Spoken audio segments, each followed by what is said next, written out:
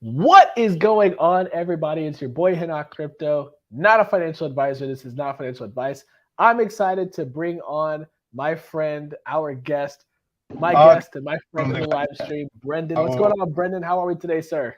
yeah, we have Everything's some good, issue man. How are you? Doing great, brother. Doing great. Are Thank you you so at much home? for making the time to be here with us. I know you're crazy busy there in New York, and it's good to have you here, bro. Okay, Likewise. I'm gonna finish with the. Awesome. Yeah, Well, hey, we're traveling in Brooklyn Okay. right now as we speak. hey, Brooklyn, stand up. Yes, sir. Yeah, I'll do that. Talk to me I'll about say just your background, your track record, where you've been. Where were you born? Where were you raised? And how in the world did you get into crypto, Yeah. my friend? So I'm from upstate New no, York plus the originally, snitch, they should in a be town called Monticello, New egg York. partner on, And on the job. my dad was a in 1% Queens. biker, and my mother was like Jenny and Kingstown. Forrest Gump. So we That's what basically he moved was town to planning town to until get they his, finally divorced. insurance. And then I ended up in Long Island and Brooklyn, New York. So, Oh, that's awesome, man. Yeah. And man, I'd love for the people to know. There's a lot of people, I have who obviously know who you are and what you've done. Some people have no idea. I'd love for you to share maybe your resume, your background, what you've been involved in over the last decade or so. So I'm a high-level construction manager, director of operations for a construction firm based here in New York City. And along the way, I have been trying to build a music career.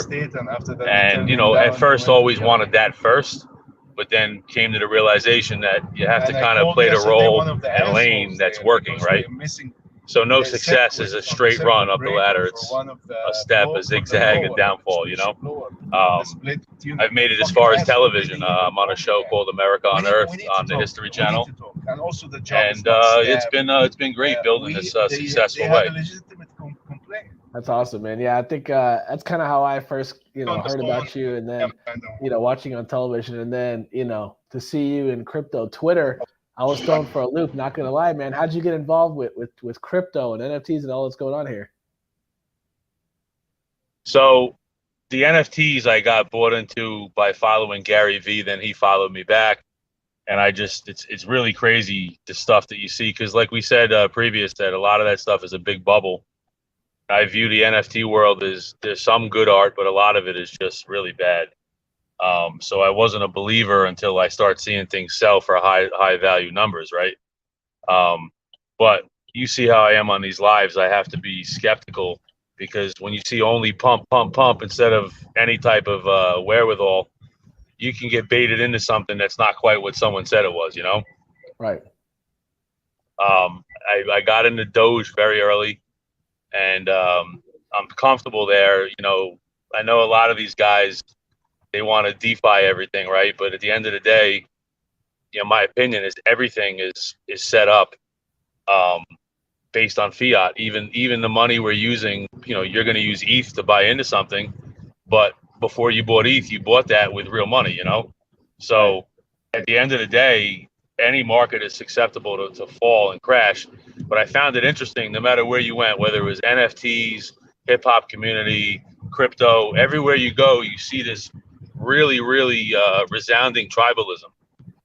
Like, for instance, you couldn't go to a Doge live on Twitter Space and talk about Apollo or Saitama without someone telling you that their way is only the right way, Right. And the problem with that is, I have a lot invested in Doge, but I don't believe that all of a sudden one morning 30 million people are going to wake up millionaires, Right.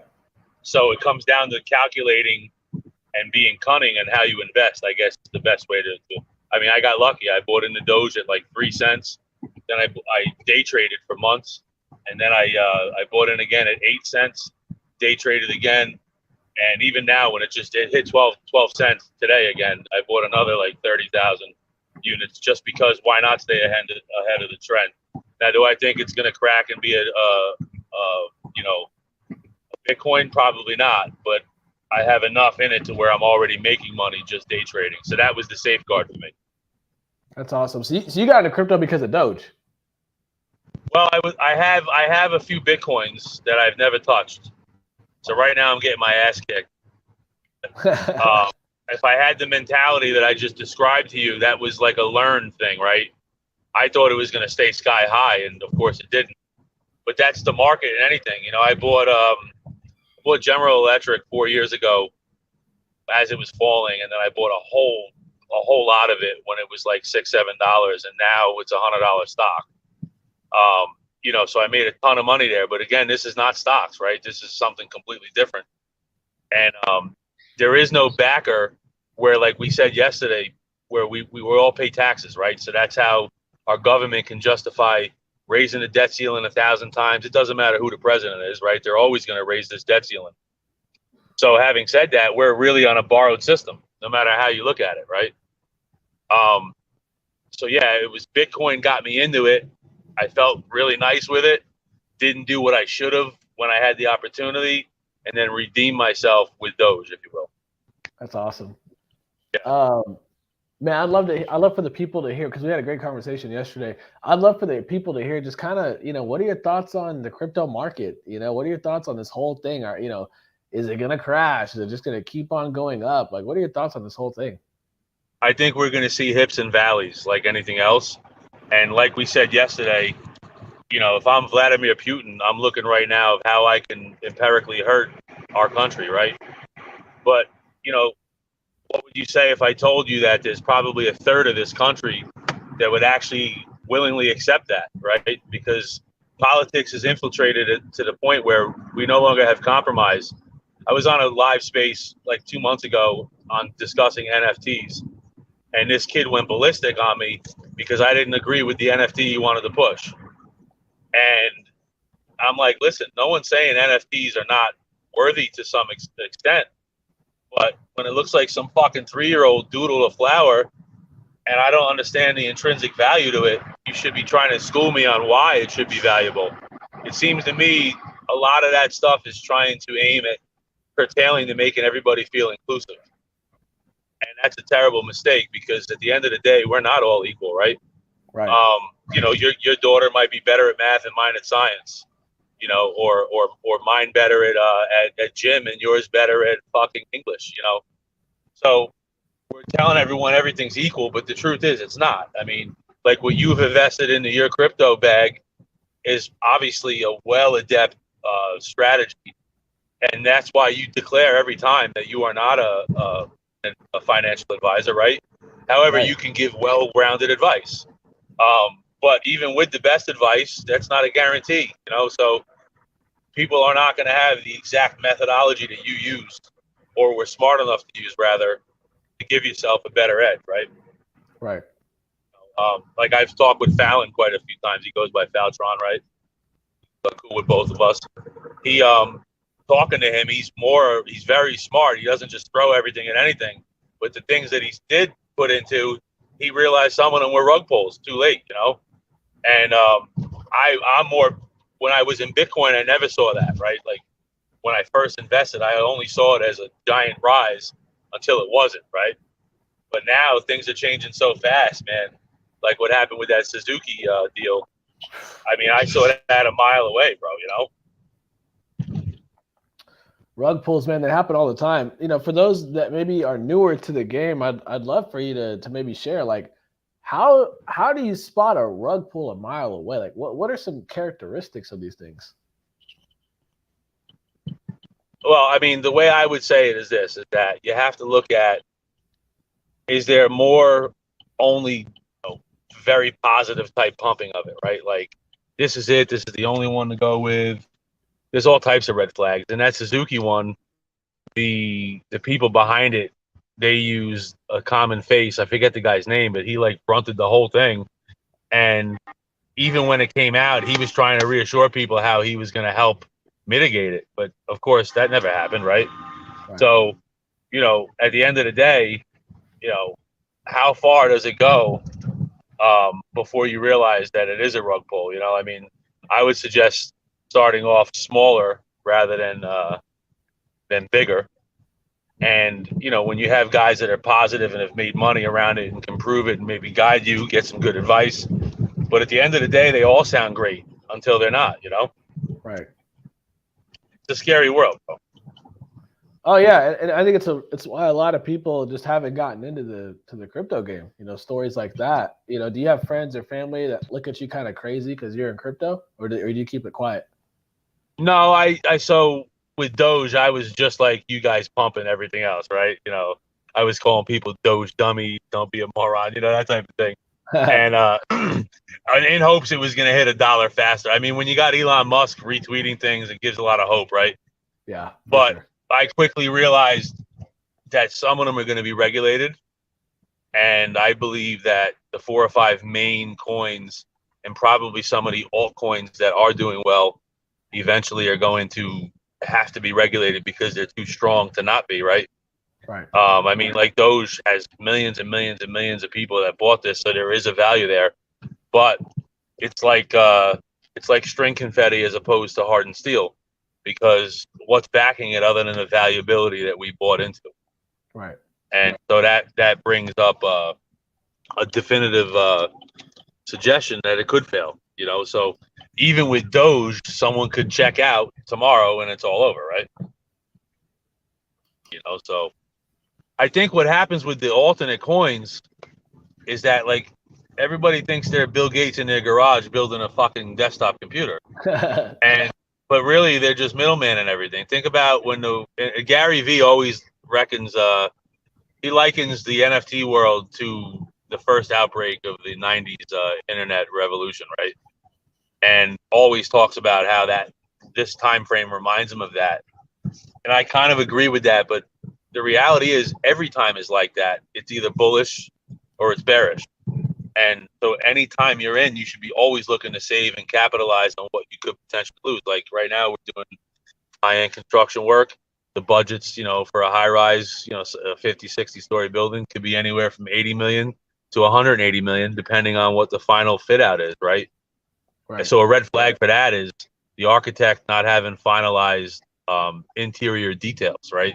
So you buy the job, and all of a sudden there's a column in the middle of the fucking floor that a staircase is supposed to go by.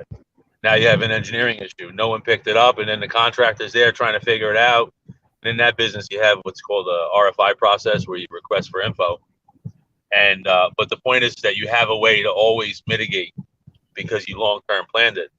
Whereas the financial market, other than just setting an aggressive buying in now for something you might sell short, or a long-term investment of what you're never going to touch until you retire, you know, like me with what you have, what you're posting on your Instagram, I would put that all into real estate if I were in your position.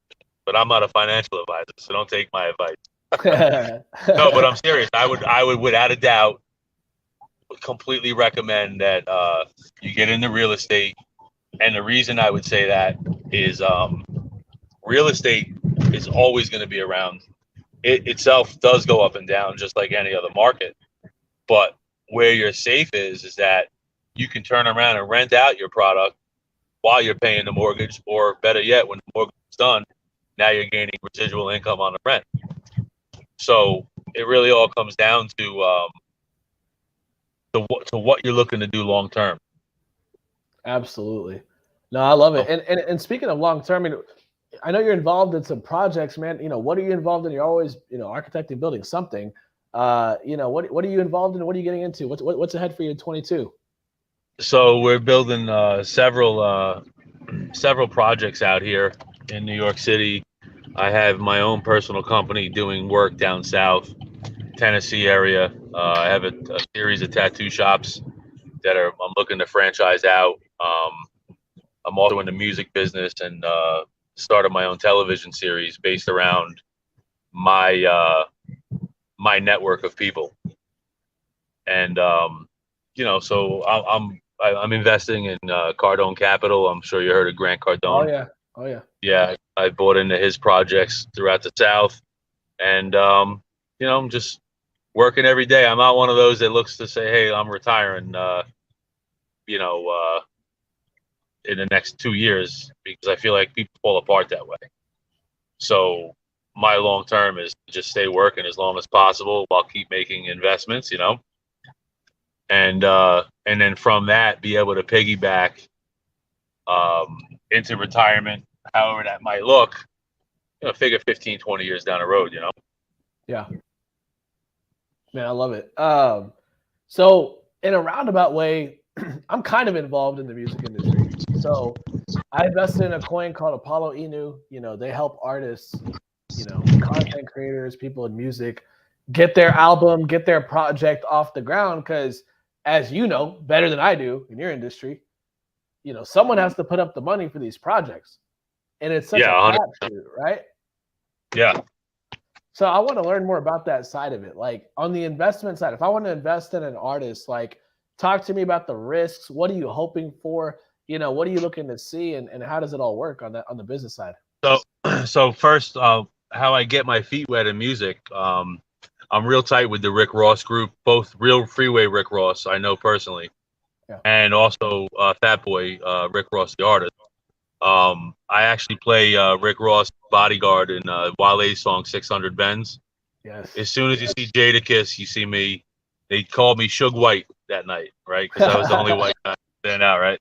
But that night I stopped being an artist. I started a website called Star Force Hip Hop. It was the antithesis of World Star. Basically, instead of any of the drama and hood fighting, I only put up independent music.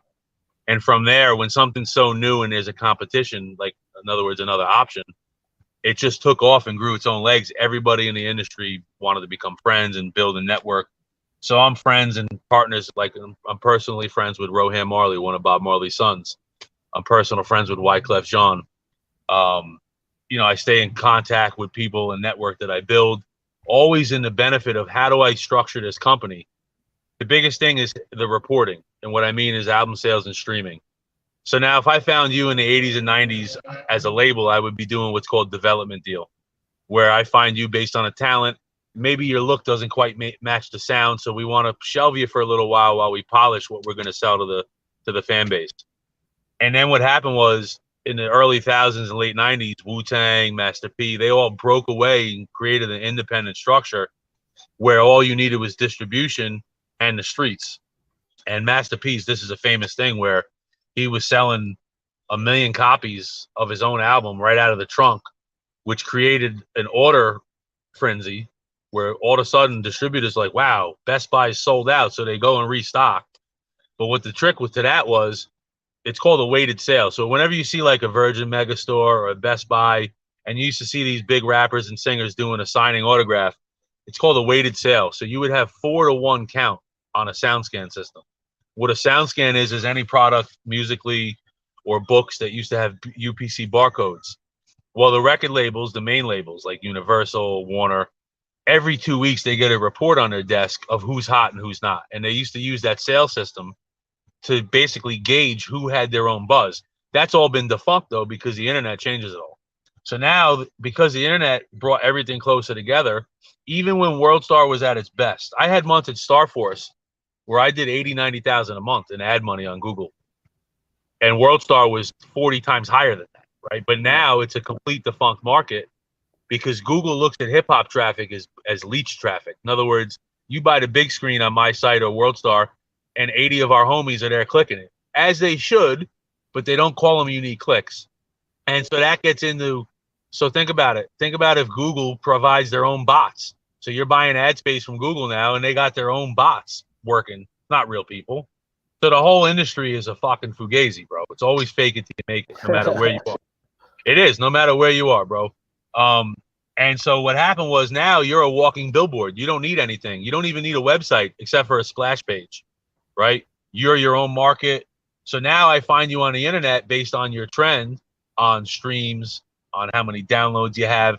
But even that's controlled because Nielsen SoundScan, they don't want to give up the jewels, bro. That's why you'll hear a beef between like Rhapsody or someone pulling their music off of Spotify because this didn't get paid enough, whatever the case might be.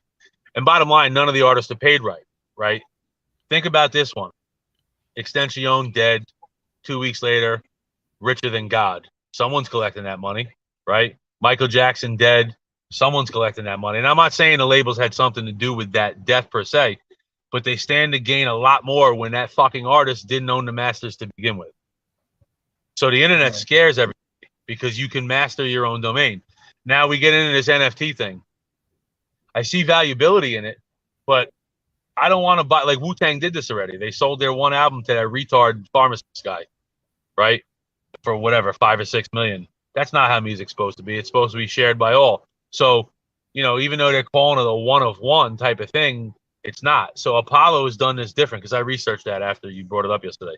Yeah. You know, that's true crowdsourcing. You make people feel they're part of it, and that could work. But at the end of the day, the main labels and the accounting companies like Nielsen, Apple, Spotify, they're not giving up the inner integrity, bro. So the idea of it changing completely while you're signed to a record deal or a production deal, there's always constraints. If I sign you as an artist, the first thing I want to do is own your writing credits also. The second thing I want to do is buy you out from having production credit because you might be smart enough to go start a publishing company at BMI or ASCAP. So as an example, you can't have a writer as an artist or publisher under the same entity. So one has to be an LLC. So what you would do is let's say you have an LLC for your business. Well, now Hanok goes and starts a C Corp to run the LLC. Right. And so the labels are deathly fearful of that because it takes power away from them. On the other hand, though, I'm one that believes in label control. And the only reason I do is they can do things with money and marketing that we will never touch. And I'll give you an example. Down in Middle Tennessee, you got Upchurch and you have Jelly Roll, both who have self-sufficiently built their labels. And Jelly Roll is huge right now, right? The problem, though, with a guy like Upchurch is he went after the industry and is publicly waving 2 middle fingers up. And now he's bottle capped. Now, sure, he could be comfortable just making a few million a year, and that's great. But why would you wedge yourself when you could have used better strategy, right? Sometimes it's better to have bridges you can cross again before you detonate them, you know? That's and, true. you know, and you have to be thinking about this. This is another thing that ties into Dame Dash and Jay-Z story. They saw Jay-Z was a businessman under the guise of a rapper, but Dash would go in there and bully everybody. So the industry, they pushed him out. And they literally blacklisted him. Now you see Damon Dash's lives, and he's resurrected himself to an extent, but he missed the boat, bro. He could have been right there next to some of these guys. I mean, Yeezy's a billionaire. Jay-Z's a billionaire. LL Cool J, not a billionaire, but he went into movies and other things. The idea is to not compartmentalize yourself, really. And so all that led to me building a independent label, and I was in the rap a lot. I have a few Joel Ortiz songs that are out there. I got a Crooked Eye song that I own. Now I'm pushing Bigfoot is Real, which you see the logo, the Bigfoot imprint. And then every single theme song we do has that hollowed print with the theme of the song inside of it. So I want you to visualize that every time you see Bigfoot is Real. Oh, shit, that's those guys. I even have stencils made that we may or may not be able to put publicly everywhere. I won't go into any further than that. But you will notice it right away by seeing the logo. But having said that, that band is like a Gorillaz. It's anyone can be in the band that I find worthy. And the next record we're putting out is rapper Kaylee and Joel Ortiz and Crooked Eye on a song that we're calling what the hell do you call it? I forgot the name, but literally it's just out. Coma it's called, because people were in a coma when they should have been paying attention. Man, I love it. Yeah, and then I'm working on some other stuff with other artists, and that's it, bro. I position myself to be the ultimate middleman, you know? I love it, man. I'm excited for you. You know, Bigfoot is real. What are you most excited about? Where do you see it expanding? Where do you think it's going to become in the time to come? Well, right now, with no marketing other than just like the fan base for Crooked and Joel, I mean, that's Slaughterhouse, right? So automatically you get the backpacker type of follower. I don't know if I would call it the Tech Nine following, but more of a cult-like following, likes that type of music. It's different, than just battle rap or mumble rap, right? But you hear the songs, everything is aimed at top 40 radio. So without even cracking radio fully yet, and we're streaming on a few different platforms, radio-wise. I'm somewhere around 500,000 streams organically, right? Just off the base that I have already, and let that grow organically. It can be a great thing, and if it becomes platinum, it becomes platinum. Anything has the ability to become that. You want to avoid the one-hit wonder thing, right? So, people will go backwards and research if they like the product, but you do run the risk of, wow, that song's hot, and then there's no other song to follow up. Right. That's exciting, man. Well, I really appreciate you taking the time. I know we're going to wrap up the conversation here shortly, but man, just any other projects, anything else you're really excited about? You know, any parting thoughts? As we wrap up here. Yeah, so we're relaunching Star Force Network, which was my website. Wow. It's going to be a multi-platform media site. It's already built, but the beta test is just about done. It's going to be aimed at the artist and control, so that you can send like a one sheet out on everything you do. And then from there, I have some things going on in the film industry regarding my life story and my network of people, ranging from Rohan Marley and Wyclef to teen graffiti artists, Hell's Angels, all types of people that I affiliate with. And I'm self-narrating it. And then from there, we're in talks with Netflix. But if I have to put it out to my own platform, that's fine as well. It's high enough quality where people are going to want it. I'm completely confident of that. And then, the construction business, we're always hiring. I tweet out all the time. We're hiring assistant project managers, superintendents. I like to give back to the community as best we can. But the people out there aren't really wanting to work no more. So everybody wants crypto. They all want to make crypto money, bro. They think they're henna, And not to say that the opportunity couldn't happen, but you better get your homework straight if they want to compete with henna, right? You better put in that work. That's all I always say. But so you can look for the website. You can look for the show coming out soon. We're dropping the Coma track with Crooked Eye and Joel Ortiz and rapper Kaylee, Bigfoot is Real, within the month. And we got another song coming out called Yeah, which is Haley Casey. It's a female artist that signed to me, and Bigfoot is Real. So we got a lot of high quality products coming out, I'm excited, man. I'd love to see one of your people get some funding from Apollo on one of those tracks, man. We'll see what happens. But what I'll do is I'm gonna actually give you a call on Friday. Yeah. And maybe we could set up something where you can help me spearhead that for sure. Absolutely. Yeah. Any artists out there?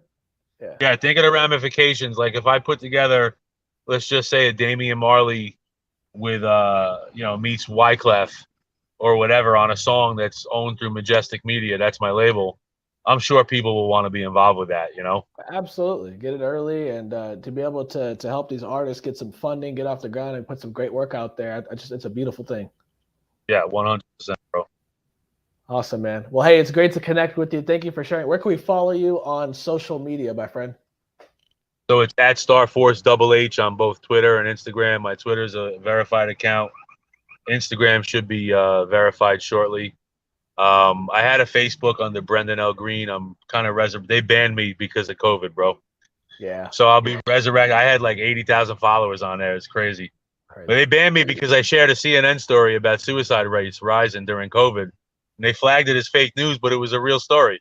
So anyway, whatever. You can't. Sometimes the bullies win, but whatever. We'll get the best of it at the end. Hey, TikTok banned my main account for talking about crypto, man. I get it. They're trying to censor you. Crazy. Yeah, it's crazy, bro. But yeah, having said that, everything's at StarForce and they got me listed as an influencer and all that shit. If you Google StarForce everything pertinent to me pops up. And yeah, man, let's rock on, bro. Let's network, make the dream work. Let's go, baby. Hey, thank you for your time today. Really excited about your label, your artist, everything you guys are doing. Love what you're doing on television, man. Thank you so much for your time and giving us the juice. Thank you, brother. Enjoy. Have a great day, brother. Peace.